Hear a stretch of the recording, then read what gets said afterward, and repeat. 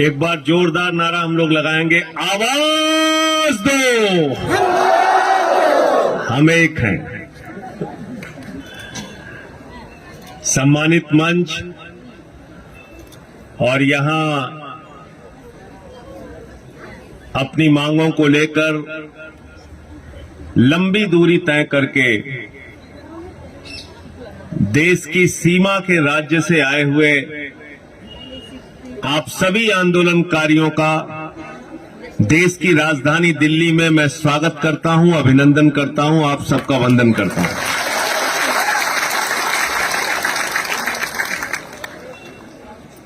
अभी मुझसे पहले आपके लीडर यहां पर बोल रहे थे कि आपका कद छोटा है, आपकी नाक छोटी है, लेकिन आपका दिल बहुत बड़ा है। लेकिन दुर्भाग्य से इस देश के प्रधानमंत्री जो है उनका सीना 56 इंच का है, लेकिन उसके अंदर दिल बहुत छोटा है।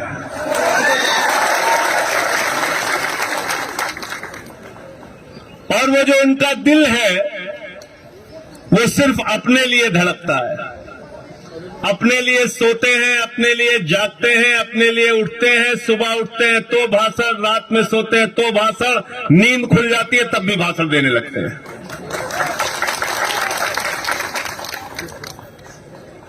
भाषण जीवी प्रधानमंत्री हैं हमारे। अभी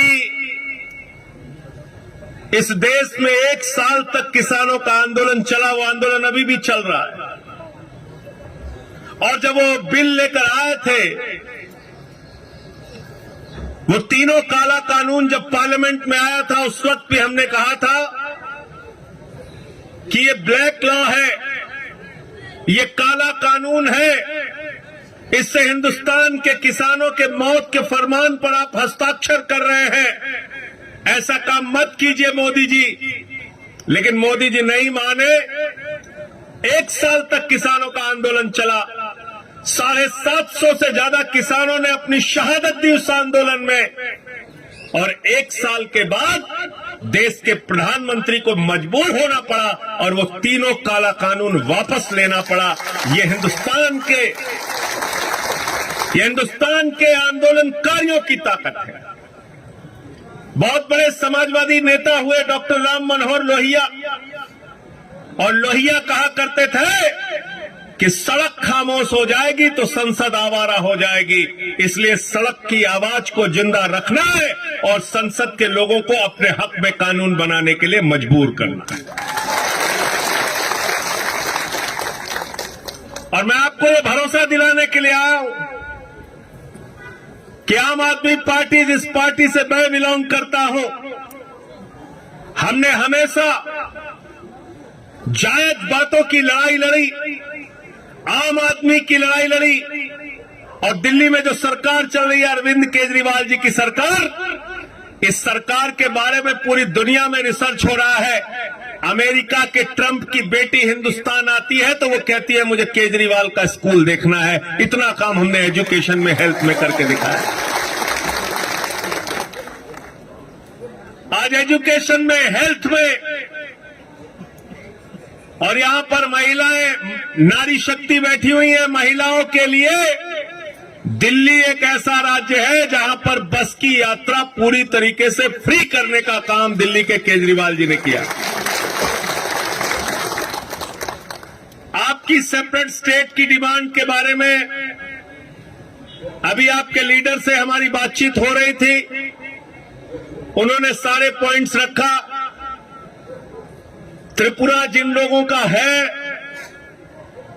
त्रिपुरा में उनका राज होना चाहिए, और त्रिपुरा में उनके हिसाब से अगर वो एक अलग राज्य की मांग कर रहे हैं तो इस मांग के बारे में केंद्र की सरकार को विचार करना चाहिए, सोचना चाहिए और फैसला लेना चाहिए। और नहीं तो अभी आपने जैसे बताया 58% वोट शेयर लेकर आप लोग चुनाव जीत कर आए हैं म्युनिसिपल इलेक्शन, ईडीसी इलेक्शन। 23 में जो असेंबली इलेक्शन होगा, आप लोग तय कीजिए, मिलकर यूनाइट होकर ये फैसला कीजिए कि हम अपनी डिमांड को लेकर आगे बढ़ेंगे। अगर बीजेपी हमारी बात को नहीं सुनती तो 2023 में बीजेपी की जमानतें जब्त करा के वहां से उनका सफाया करने का काम करें। और ये बात मैं इसलिए कह रहा हूं कि बीजेपी ने एक फॉर्मूला दे दिया आपको। वो फॉर्मूला क्या है? भाजपा से कोई भी काम कराना हो तो चुनाव में उनको हरा दो, वो सारी बात आपकी मान लेते हैं। अभी हिमाचल में जमानत जब्त हुई, इतने दिन से डीजल पेट्रोल का दाम वापस नहीं हो रहा था।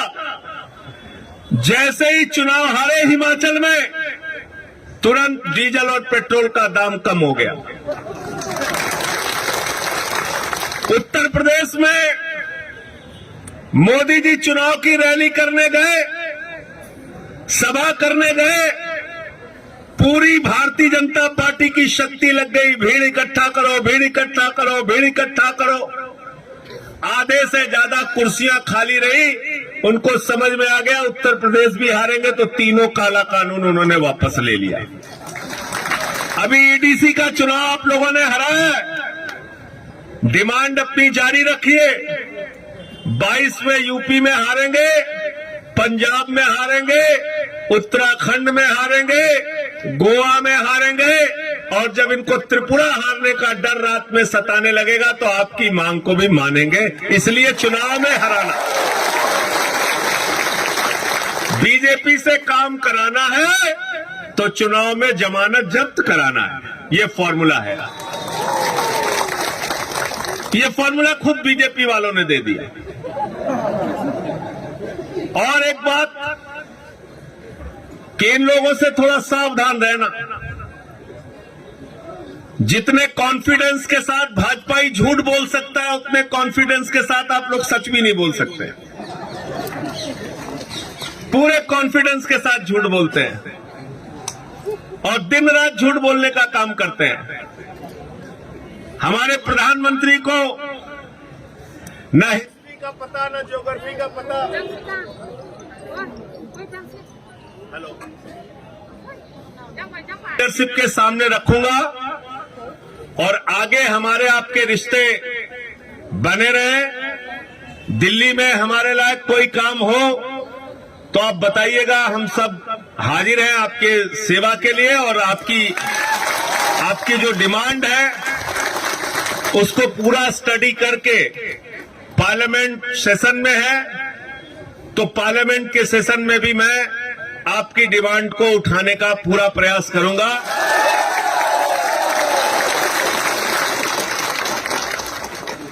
क्योंकि अभी पार्लियामेंट में धक्केशाही चल रही है।